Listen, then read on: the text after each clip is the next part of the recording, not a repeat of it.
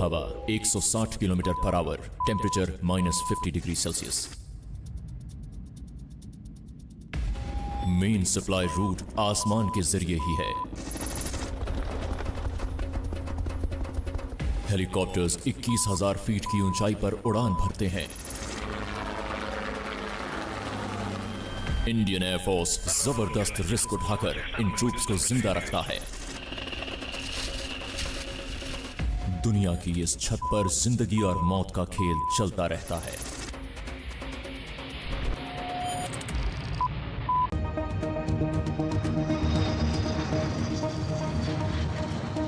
India के पास 15,000 kilometre का land bound border है, जिसमें शामिल है हिमालय का इलाका।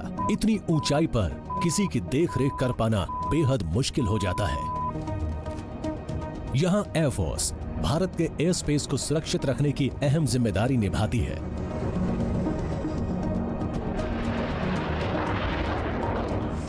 और साथ ही साथ दूर दराज के इलाकों में तैनात ग्राउंड फोर्सेस तक सामान पहुंचाने की और उन्हें सही सलामत रखने की भी। लेकिन खतरनाक ऊंचाइयों पर मुश्किलें बढ़ जाती हैं।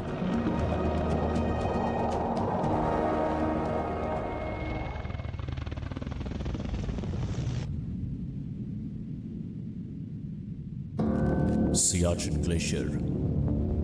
सियाचिन 74 किलोमीटर लंबा ये ग्लेशियर हमारे भारत देश के उत्तर में मौजूद है। नॉर्थ और साउथ पोल के अलावा यह दुनिया के सबसे लंबे माउंटेन ग्लेशियर्स में से एक है। इसका सबसे निचला हिस्सा भी 11,000 फुट से ऊपर है और हाईएस्ट माउंट पोस्ट की ऊंचाई 22,000 फुट ऊपर है। सियाचिन एक बहुत अहम जगह पर है। ये ईस्ट में मौजूद चाइना और वेस्ट में मौजूद पाकिस्तान के बीच है और ये भारतीय सेना के कंट्रोल में है। यहां भारतीय सैनिक सियाचिन और आसपास की चोटियों पर 100 से ज्यादा पोजीशंस पर अपना कंट्रोल बनाए हैं। इस बर्फीले इलाके में सर्वाइवल लगातार चलने वाला एक इम्तिहान है और इसे और मुश्किल बनाता है बेहिसाब ठंड और बेरहम मौसम। बेहद ठंडी हवाओं की वजह से सर्दियों में टेम्परेचर -50 डिग्री तक पहुंच जाता है। यहाँ पर मैं रहकर आया हूँ, वहाँ पर अगर टेम्परेचर -20 डिग्री है तो अगर हवा 70 किलोमीटर या 60 किलोमीटर प्रति घंटे की रफ्तार से चल रही है तो वो टेम्परेचर, वही जो -20 डिग्री टेम्परेचर है, वो विंड चिल फैक्टर की वजह से -70 -50 तक भी चला जाता था। ऊंचाई पर जिंदगी जीना ह्यूमन बॉडी और स्पिरिट दोनों के लिए बेहद मुश्किल है। सियाचिन में सैनिकों के सामने जबरदस्त डिप्रेशन, भूख की कमी, स्लीप डिसऑर्डर्स, यहां तक कि मेमोरी लॉस के रिस्क होते हैं। सड़कें बस यहीं तक हैं। ग्लेशियर पर मौजूद कई गैरिसन्स के लिए इकलौती लाइफलाइन फ्लाइट होती है। इंडियन एयरफोर्स का एक कॉम्प्लेक्स एयरबोर्न लॉजिस्टिकल सिस्टम लगातार जरूरत की हर चीज को यहां पहुंचाता है।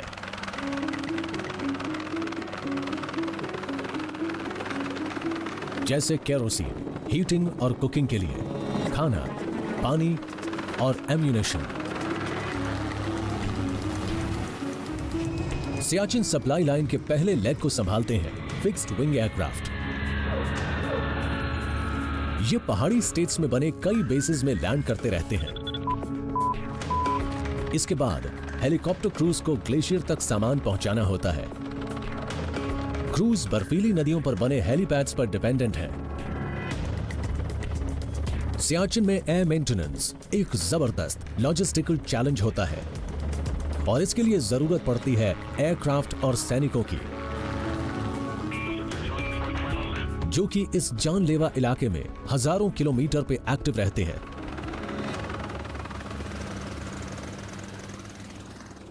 लद्दाख, जम्मू एंड कश्मीर, ऊंचाई 10,682 फीट। इंडियन एयरफोर्स के लिए सियाचिन का गेटवे है लद्दाख। यह इलाका ऊंचाई वाला एक ठंडा रेगिस्तान है, बेरहम, खूबसूरत और ज्यादातर बुद्धिस्ट पॉपुलेशन वाला। एक इंपॉर्टेंट माउंटेन बेस यहां लेह में मौजूद है, एक वैली में जो कराकोरम और लद्दाख रेंजेस से घिरी हुई है।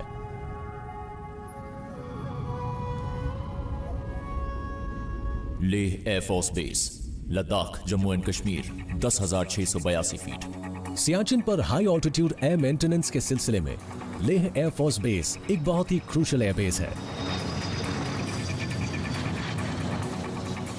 सिर्फ ग्लेशियर कैप्टन ही सियाचिन तक की फ्लाई कर सकते हैं और इस सर्टिफिकेशन को हासिल करना बहुत मुश्किल है। स्क्वाड्रन लीडर खुशबू गुप्ता एक ऐसी पायलट है जिन्हें इस बहुत ही खास स्टेज से नवाजा गया है। हाई ऑल्टीट्यूड्स पर फ्लाई करना बहुत चैलेंजिंग है। मुश्किलें तब बढ़नी शुरू नहीं होती जब मैं कॉकपिट में बैठती हूँ और फ्लाई करती हूँ। इनकी शुरुआत तो सुबह ब्लैंकेट से निकलने पर ही हो जाया करती है, जब मेरा अलार्म बजता है 4 या 4:30 बजे। खुशबू सियाचिन पायनियर्स के साथ काम करती है। इस हेलीकॉप्टर यूनिट का काम है ग्लेशियर की सबसे मुश्किल पोस्ट तक सपोर्ट पहुंचाना। इन्हें जबरदस्त ठंड के मुताबिक खुद को ढालना पड़ता है। इन्हें और इनके कॉमरेड्स को फ्रॉस्ट बाइट से बचने के लिए बैटरी हीटेड बूट्स पहनने पड़ते हैं। बेहिसाब ठंड के अलावा यहां एक और रिस्क होता है, जो होता है सन बर्न का।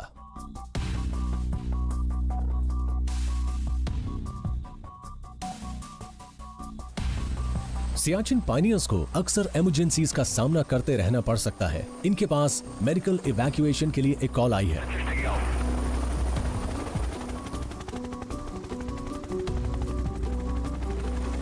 हालांकि ये कहना गलत नहीं होगा कि सियाचिन पायनियर्स की हर फ्लाइट रिस्की होती है। सियाचिन पायनियर्स चीताज और इसके अपग्रेडेड वर्जन चीतल्स को उड़ाते हैं। 2 टन वजन वाली इन मशीन्स के सिंगल इंजन्स इन्हें 23,000 फुट की ऊंचाई तक ले जाते हैं। चीता हेलीकॉप्टर ज्यादा सामान नहीं ले जा सकता है, लेकिन सियाचिन ग्लेशियर में कई ऐसी पोस्ट हैं जहां बड़े सप्लाई हेलीकॉप्टर्स नहीं जा सकते हैं। ऐसे में चीता क्रूज लगातार फ्लाई करता है और खतरनाक मौसम से लुका छुपी करता रहता है। खुशबू एक कैजुअल्टी को इवैक्यूएट करने के लिए एक फॉरवर्ड पोस्ट पहुंची है। इस ग्लेशियर पर अक्सर ऐसा होता रहता है। ज्यादातर इमरजेंसीज ऑक्सीजन की कमी की वजह से होती हैं। यहां के सोल्जर्स को प्लेन्स के मुकाबले करीब 10% ऑक्सीजन ही मिल पाती है।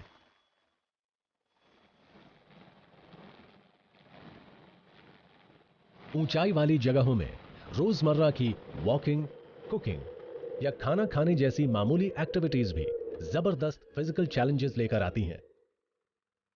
हाइपोक्सिया भी एक बड़ा रिस्क है। इस कंडीशन में बॉडी टिश्यूज तक ऑक्सीजन नहीं पहुंच पाती। एक्सट्रीम ऑल्टीट्यूड पर हाई ऑल्टीट्यूड पल्मोनरी या सेरेब्रल एडिमा भी हो सकता है। इनमें फेफड़ों या दिमाग में फ्लूइड बन जाता है और ये जानलेवा भी हो सकता है। खुशबू एक सोल्जर को ग्लेशियर पर मौजूद उसकी पोस्ट से सियाचिन बेस कैंप के सबसे करीबी मेडिकल फैसिलिटी तक ले जाने में कामयाब रही। एक army doctor captain Nitesh Yadav patient को देखने आ पहुंचे हैं। स्ट्रेचर या स्नो स्कूटर पर लाए गए किसी इमोबिलाइज्ड पेशेंट को करीबी मेडिकल फैसिलिटी तक ले जाना मुश्किल होता है, तो ऐसे में हेलीकॉप्टर्स का रोल बहुत इंपॉर्टेंट होता है। और सांस लेने में तकलीफ कब से हो रही थी आपको? 1 वीक से। अच्छा, घर पर बात हुई थी? जी। मंथली बेसिस की बात करें तो हर महीने यहाँ पर 15 से 17 केसेस लाए जाते हैं इमरजेंसी मेडिकल इवैक्यूएशन के, सभी पोस्ट से। इधर लेह में flight lieutenant Anirudh Grover squadron leader Gupta के अंडर ट्रेनिंग ले रहे हैं। कल की सॉटी के लिए तैयारी कर रहे हो ग्रोवर? Yes ma'am. तो बताओ इस हेलीपैड से टेक ऑफ करने पर क्या खास होता है? ग्रोवर हेलीकॉप्टर्स में 800 घंटे से ज्यादा की उड़ान भर चुके हैं, लेकिन सियाचिन की फ्लाइट के लिए इनका एक ग्लेशियर कैप्टन होना जरूरी है। मैं लेज पर नजर रखूंगा जो यहाँ कहीं होगी और उसे क्रॉस करके मैं टेक ऑफ करूंगा। Glacier qualification badge Indian air force के हेलीकॉप्टर फ्लीट का बहुत ही खास बैज है। इसे हेलीकॉप्टर पायलट्स का गढ़ भी कहा जा सकता है। ये हेलीपैड है। आप पिकअप लेते हैं, फिर आईजी होवर से ओजी होवर पर जाते हैं, हाइट देखते हैं, फिर आपको अपने को पायलट से ग्राउंड रेफरेंस को लेने के लिए कहना होगा। फिर टेल क्लियरेंस पूछिए और इस तरह से राइट की तरफ मुड़ते हुए टेक ऑफ कर जाइए।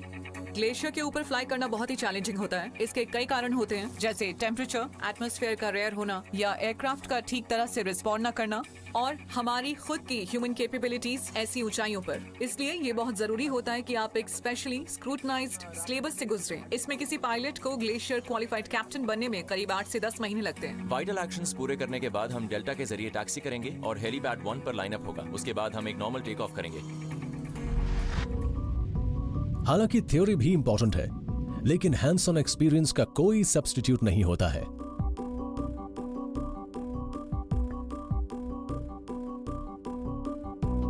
इन ऊंचाइयों पर हेलीकॉप्टर को उड़ाना अपने आप में ही बहुत चैलेंजिंग होता है और हेलीकॉप्टर काम करता है प्रिंसिपल ऑफ लिफ्ट पर। ये लिफ्ट जनरेट होती है रोटर्स के जरिए।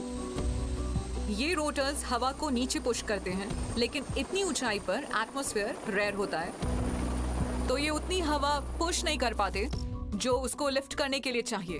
तो ऐसे में पूरी पावर चाहिए होती है इंजन की टू लिफ्ट और स्किल चाहिए होती है पायलट की to take of.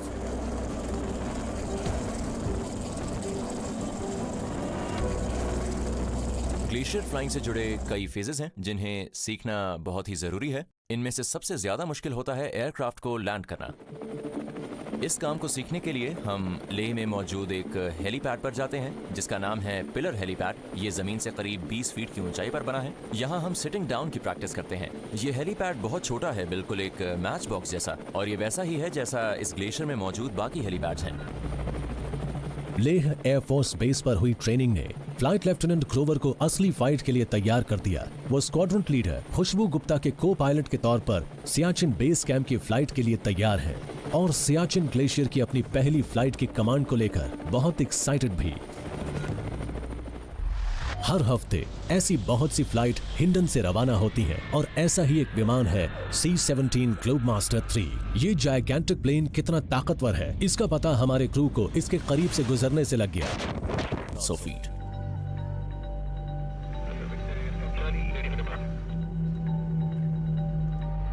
Uttar Pradesh में मौजूद हिंडन एयरबेस से एक जायगेंटिक एयरप्लेन टेक ऑफ कर रहा है। इसमें 77 टन मटेरियल और सप्लाईज हैं। इसकी मंजिल है लेह, लद्दाख। सियाचिन ग्लेशियर की हिफाजत करने वाले इंडियन सोल्जर्स के लिए ये एक लाइफलाइन है और हर हफ्ते ऐसी बहुत सी फ्लाइट्स यहां से रवाना होती है। यानी कि ये C-17 ग्लोबमास्टर 3 और ये जायगेंटिक प्लेन कितना दमदार है, इसका पता इसके करीब से गुजरने के बाद लग गया। बोइंग C-17 इंडियन एयरफोर्स का सबसे वर्सेटाइल कार्गो एयरक्राफ्ट है। इसका वजन 128 टन है और इसकी टेल टी शेप वाली है। इसमें 4 जेट इंजन है और ये 77 टन लोड ले जा सकता है। इसलिए ये ग्लोबमास्टर 100 से ज्यादा सोल्जर्स, सप्लाईज और यहां तक कि आर्मर्ड व्हीकल्स को भी कैरी कर सकता है। C-17 के pilot wing commander Rahul Singh high altitude air maintenance की जरूरतों को अच्छी तरह से जानते हैं। C-17 आज इंडियन एयरफोर्स में मौजूद सबसे केपेबल मिलिट्री कार्गो प्लेन है।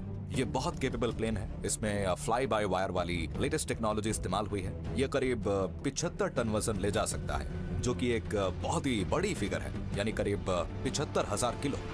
ये किसी टैंक को, साथ में दूसरे हैवी व्हीकल्स को या फिर बहुत जरूरी चीजों को भी लाद कर ले जा सकता है। जब प्रेशर ज्यादा हो तब ये बड़ा सा प्लेन कामयाबी और नाकामी के बीच का फर्क तय करता है। मैं एक मिसाल के जरिए आपको समझाता हूँ। मान लीजिए 45 टन लोड दिल्ली से लेह तक पहुंचाना है, तो बाय रोड इसके लिए करीब 25 ट्रक्स चाहिए होंगे, बहुत सी मैन पावर और करीब 1 हफ्ते का टाइम चाहिए होगा। और यही काम अगर C-17 के जरिए करें तो 45 मिनट में सामान लोड हो जाएगा और सिर्फ 50 मिनट में यह सामान लेह तक बहुत आराम से पहुंच जाएगा। ये है एरियल पोर्ट, एक बड़ा सा वेयरहाउस। यहाँ क्वार्टर मास्टर्स हर तरह का सामान रखते हैं, ऑल टेरेन्स व्हीकल जैसे कि ये जिप्सी से लेकर हर तरह के बैरल्स तक। सामान कुछ ही मिनटों में प्लेन तक पहुंच जाता है।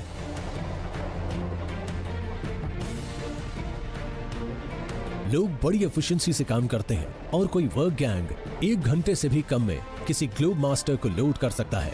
C-17 को लोड करना एक बात है, लेकिन इस जायगेंटिक प्लेन को लेह तक ले जाना दूसरी बात है। विंग कमांडर सिंह और उनके को pilot flight lieutenant GL Vineet एक फ्लाइट को लेह में लैंड कर और कंट्रोल्स किसी ट्रेनी को किसी भी तरह की फ्लाइट एक्सपीरियंस को प्रोग्राम करने की खूबी देते हैं। कॉकपिट का फील्ड ऑफ व्यू 225 डिग्री का होता है, यानी असली C-17 के जैसा। ट्रेनीज को मौसम, हवा और कई दूसरे चैलेंजिंग फैक्टर्स वाली सिचुएशन। देख सकते हैं कि हम फ्लाइट के दौरान रुके हुए हैं। हम लेह के ऊपर करीब 14,500 फुट की ऊंचाई पर हैं। इस तरह आपको हमारी उड़ान वाले इलाके की एकदम सही पिक्चर मिल जाएगी। कैसा मौसम होगा ये पता चलेगा और इससे एक एड ऑन होगा आपकी ट्रेनिंग वैल्यू में। लेह के अलावा C-17 थॉइस में भी लैंड करता है, यानी एयरफोर्स का northern most base for large planes. Thoise short form है transit halt of Indian soldier on route की। यहां C-17 फील्ड को शेयर करता है एयरफोर्स के rotary wing workhorse Mi-17 V5 के साथ। Mi-17 एक हैवी ड्यूटी हेलीकॉप्टर है जिसे एक गनशिप या एक ट्रांसपोर्ट के तौर पर कॉन्फ़िगर किया जा सकता है। 2 इंजन वाला ये क्राफ्ट 36 एडिक्वेटली आर्म्ड पर्सनल ले जा सकता है या फिर कम ऑल्टीट्यूड पर 4 टन मटेरियल भी। Mi-17s 20,000 फुट की ऊंचाई तक जा सकते हैं, यानी ये सियाचिन के लिए बिल्कुल परफेक्ट है। लेकिन थिन एयर में ये सिर्फ कम वजन लेकर ही जा सकते हैं। मगर फिर भी यहां एक हेलीकॉप्टर यूनिट एक महीने में 200 टन से ज्यादा सामान डिलीवर कर सकती है। चाहे ये हेलीपैड पर हो या चाहे पैराशूट के जरिए, इन दोनों ही सिचुएशन में प्रिसिशन काम आता है। ऊंचाई वाले ड्रॉप जोन्स छोटे होते हैं, तो अगर पैराशूट सही जगह ना खुले तो वो सामान को कहीं और ही पहुंचा देंगे।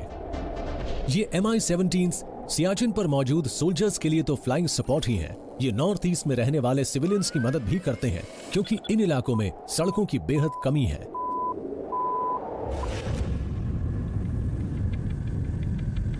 इस इलाके का टेरेन सियाचिन के मुकाबले कम स्टीप है, लेकिन यहां धुंध रहती है और बारिश भी अक्सर पायलट्स को चैलेंज करती रहती है। जीरो अरुणाचल प्रदेश ये एक एडवांस्ड लैंडिंग ग्राउंड है। यहां से ट्विन इंजन Mi-17s मुश्किल पहुंच वाले सिविलियन विलेजेस को सपोर्ट मुहैया कराता है। यहां कई दिनों से बारिश हो रही है और Mi-17 स्टैंड बाय पर है।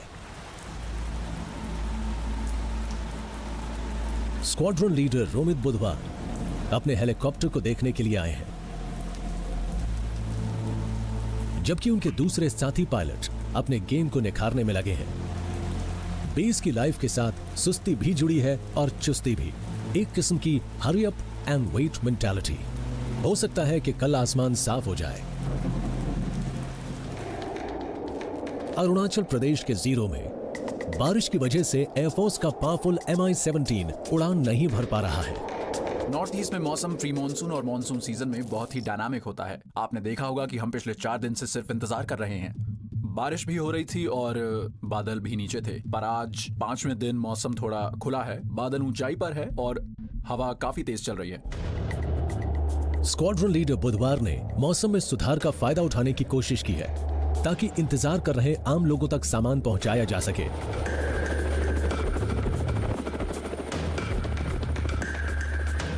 नॉर्दर्न अरुणाचल में बहुत से गांव सड़कों से काफी दूर हैं। हमने मौसम को देखते हुए और उसके सिलसिले में जो खबरें मिली हैं उनके आधार पर एक कोशिश की। पहाड़ी चोटियां आज साफ दिख रही हैं, हालांकि वैली में अब भी बादल थे। DZs और हेलीपैड्स बादलों से ढके हुए थे। ऐसे में हम कोई रिस्क नहीं ले सकते थे, इसलिए हमें इस मिशन को अबॉर्ट करना पड़ा और जब तक मौसम नहीं खुलता हमें थोड़ा और इंतजार करना होगा। लेकिन मशीन को मौसम के हिसाब से फिट होना ही होता है। दूसरे इंडियन एयरफोर्स क्रूज और पायलट्स नॉर्थ ईस्ट में यहां और दूसरी जगहों पर ऑपरेट करते हैं। झाबुआ एयरबेस इंडियन एयरफोर्स के आर्सेनल में ऐसे जबरदस्त एयरक्राफ्ट्स भी हैं जो हर तरह के मौसम में उड़ सकते हैं। ये मल्टी रोल फाइटर जोखिम भरे हिमालयन बॉर्डर के आसपास पेट्रोलिंग के लिए बेहतरीन है। लॉक्ड और लोडेड, प्राइम्ड और strapped. Sukhoi Su-30 MKI aircraft उड़ान भरने के लिए तैयार है। ये रशियन डिजाइन 2 इंजन वाला जेट जो बना है भारत में एयरफोर्स की खास जरूरतों के मुताबिक। Sukhoi Su-30 MKI। अगले छोटे विंग को कहा जाता है canard. Canard thrust vectoring engine के साथ इंटरैक्ट करके Su-30 को सुपर मैन्यूवरेबल बना देता है और सुखोई कई एयर टू एयर मिसाइल्स को कैरी और लॉन्च भी कर सकता है।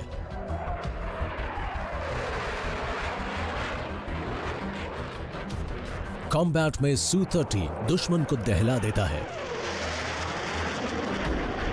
इसके रेडार सिस्टम्स सैकड़ों किलोमीटर दूर से ही अपनी तरफ आते किसी एयरक्राफ्ट का पता लगा सकते हैं।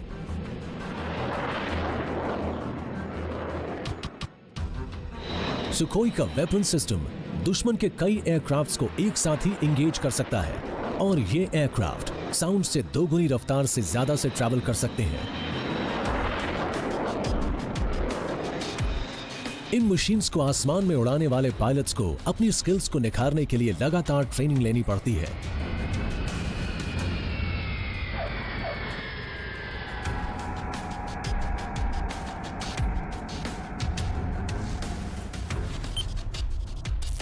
फ्लाइट लेफ्टिनेंट नीलेश शेंडोकर जब आसमान में नहीं उड़ रहे होते तो ये जमीन पर अपनी रॉयल एनफील्ड की उड़ान भरते हैं।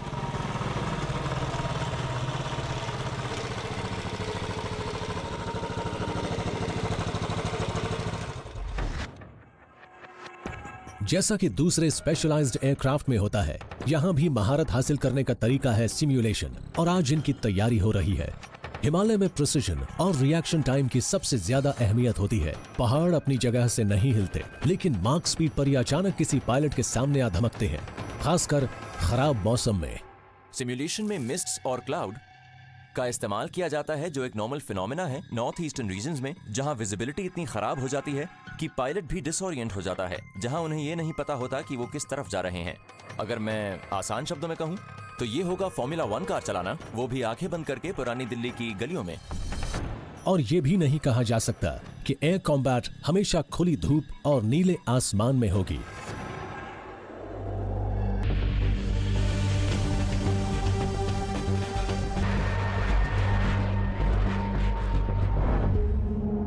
इसी बीच जीरो में खराब मौसम के कारण हेलीकॉप्टर क्रूज उड़ान नहीं भर पा रहे हैं। तभी अचानक मौसम में सुधार होता है। स्क्वाड्रन लीडर रोमित बुधवार और कोहॉर्ट एक्टिव हो गए हैं, इस उम्मीद के साथ कि इस बार आसमान फ्लाइट के लायक साफ बना रहेगा ताकि दूर दराज इलाके में मौजूद जरूरतमंद गांव वालों तक सामान पहुंचाया जा सके। ड्रॉप जोन के साइज बहुत ही छोटे और लिमिटेड होते हैं, जिससे हेलीकॉप्टर को मैन्यूवर करना और सही जगह पर सामान गिराना काफी मुश्किल हो जाता है। ये ड्रॉप जोन अरुणाचल प्रदेश का एक दूर दराज हिस्सा है। आम लोग एक सुरक्षित दूरी पर हेलीकॉप्टर का इंतजार करते हैं। इन रीसप्लाई फ्लाइट्स के बिना यहां जिंदगी बेहद मुश्किल हो जाएगी। ड्रॉप कामयाब हुआ, यानी एयरफोर्स को एक और शानदार सफलता मिल गई।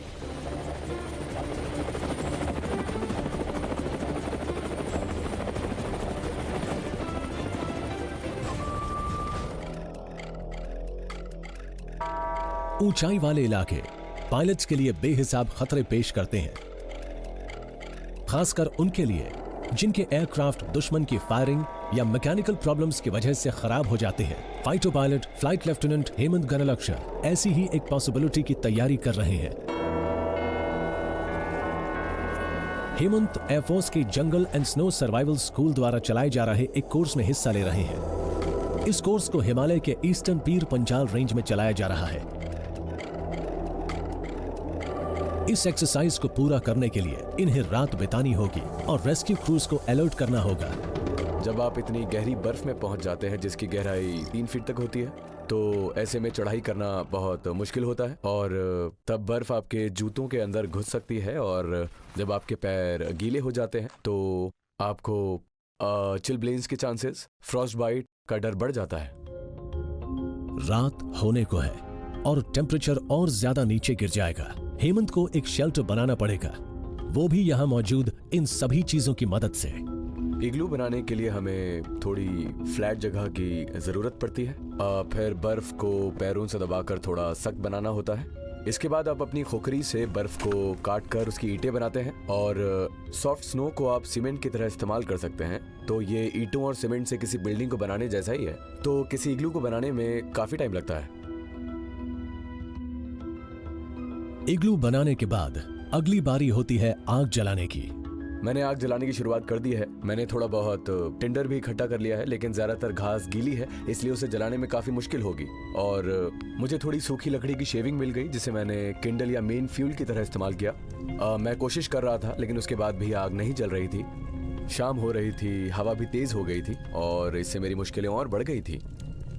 मैंने आग जलाने की कोशिश करीब आधे घंटे से 1 घंटे तक की, लेकिन इससे धुआं उठता रहा, लेकिन ज्यादा लपटें नहीं निकल पाई। तो मैं हिम्मत हार गया और मैं बहुत थका हुआ था, तो मैं इस इग्लू में घुसा और लेट गया। हालांकि ये काम चलाऊ है, लेकिन हेमंत को उम्मीद है कि रात कट जाएगी।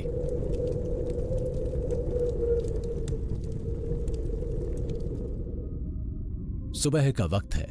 हिमालय की एक चोटी के ऊपर टेम्परेचर 0 से भी नीचे है। इस काम चलाऊ इग्लू के अंदर इंडियन एयरफोर्स के पायलट हेमंत बाहर निकल रहे हैं।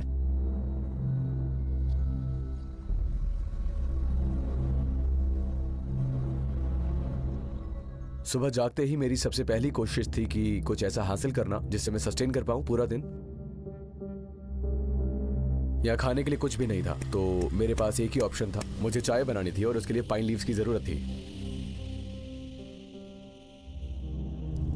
शुरुआत में मैंने बर्फ को पिघलाकर उसका पानी बनाया, फिर मैंने उसमें पाइन की कुछ पत्तियां डाली चाय बनाने के लिए। और ये बहुत न्यूट्रिशियस होती है, इसमें काफी विटामिन सी होता है, इससे एनर्जी और न्यूट्रिशन मिलता है और इसके जरिए मैं आज सरवाइव कर सकता था। सबसे पहले ये अपने लिए चाय बनाते हैं। अब इन्हें अपनी लोकेशन मार्क करनी है ताकि इन्हें ढूंढने वाले लोग इन्हें लोकेट कर पाएं।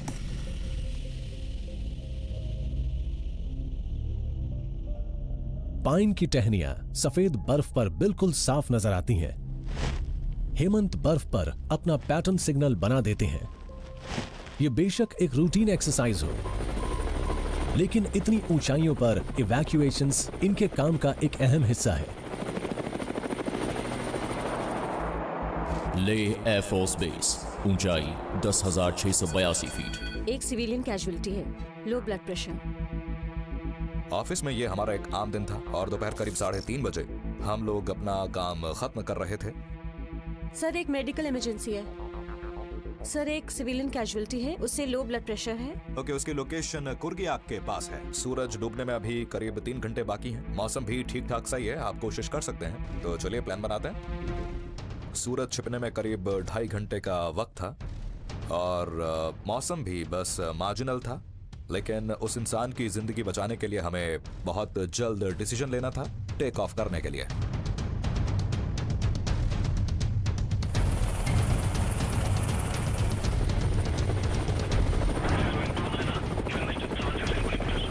यहाँ लोगों की बस्तियां काफी दूर इलाकों में मौजूद हैं।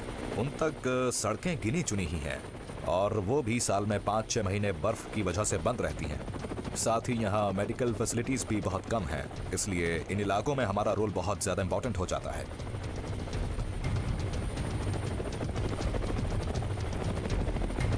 यहां हेलीपैड मौजूद नहीं है, इसलिए विंग कमांडर खान ने एक किसान के खेत में लैंड करने का फैसला लिया। साथ आए क्रूज भी पास ही मौजूद हैं, उनकी मदद के लिए तैयार है।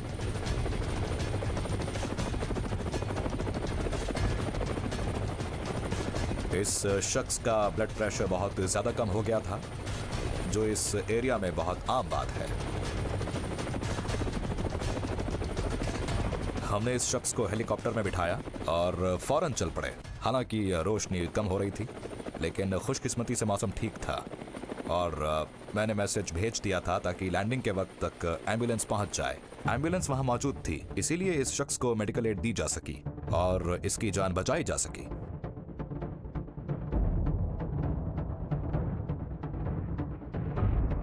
सिर्फ लद्दाख इलाके में ही नहीं, बल्कि हिमालय के सभी पहाड़ी हिस्सों में, चाहे वो उत्तराखंड हो, सिक्किम या अरुणाचल प्रदेश, एयरफोर्स कीमती जाने बचाने के लिए ऐसे ही मिशंस चलाती रहती है।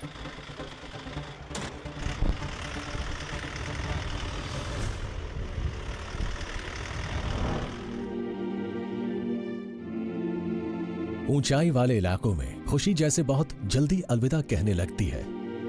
बेहिसाब ठंड, थिन एयर और मुश्किल हालात एक साथ मिलकर मिलिट्री पर्सनल से उनकी ताकत और सेंस ऑफ पर्पस छीनने लगते हैं। Leh air force base. लेह में फोकस्ड और स्ट्रांग बने रहने की स्ट्रगल हमेशा जारी रहती है।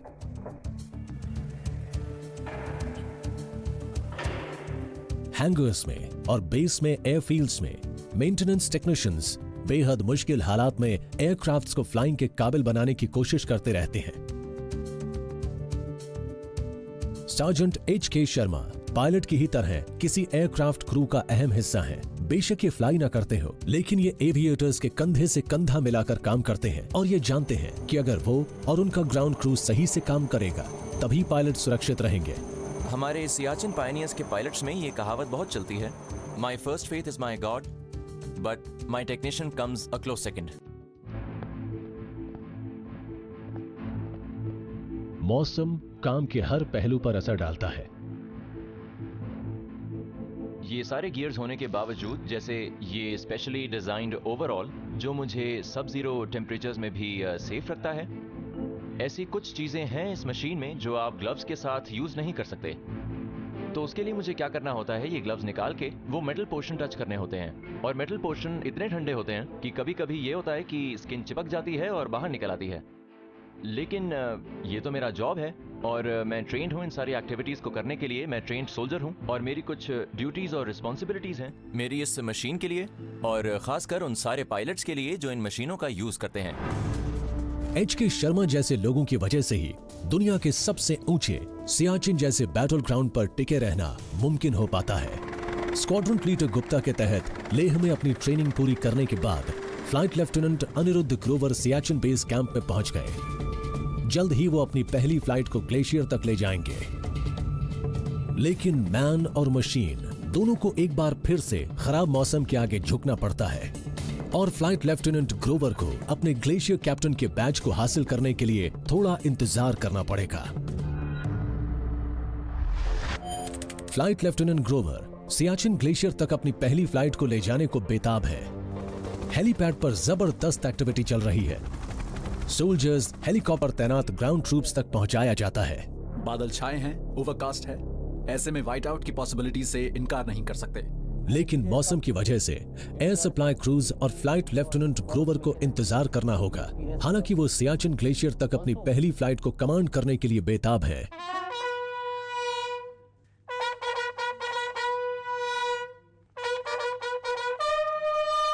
हमेशा बदलता मौसम एक बार फिर बदला और ये बेहतर हो गया। हेलीपैड पर काफी गहमा गहमी है क्योंकि सोल्जर्स हेलीकॉप्टर में सारे जरूरी सामान को लाद रहे हैं। इस सामान में मौजूद है हीटिंग फ्यूल से लेकर डिहाइड्रेटेड मील्स तक।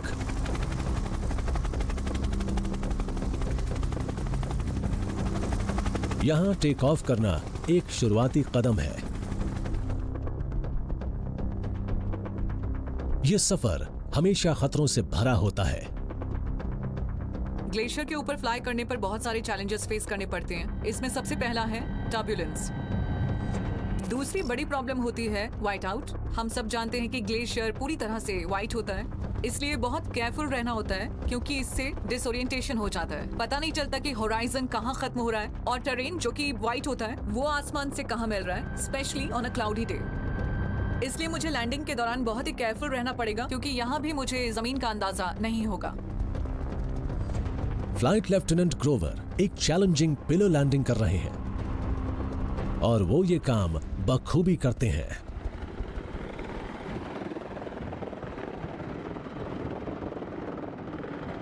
You know, it was amazing. मैंने आज जिस तरह की लैंडिंग की है उससे ले की ट्रेनिंग सक्सेसफुल रही क्योंकि मैं बिल्कुल सही जगह पे था, बिल्कुल वहीं पर जहां मैंने लैंड करना था। I mean, I'm the happiest person today.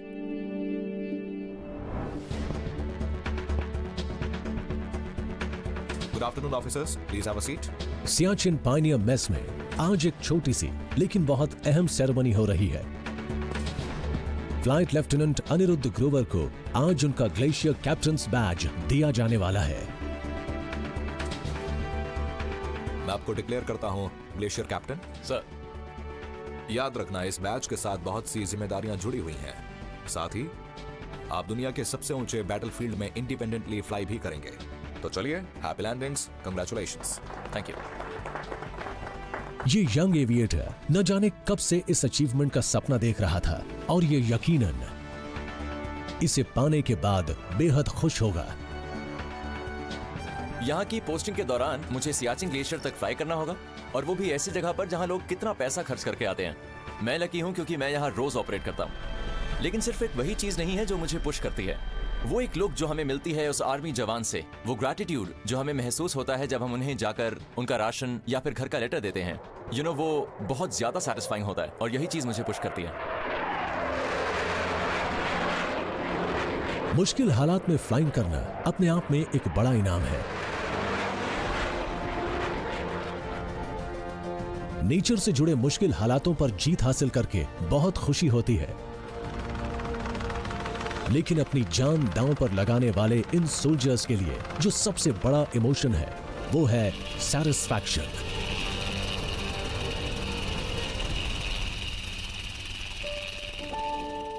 ये सैटिस्फैक्शन ना तो शब्दों में बयां किया जा सकता है, ना पढ़ा जा सकता है, और ना ही महसूस किया जा सकता है।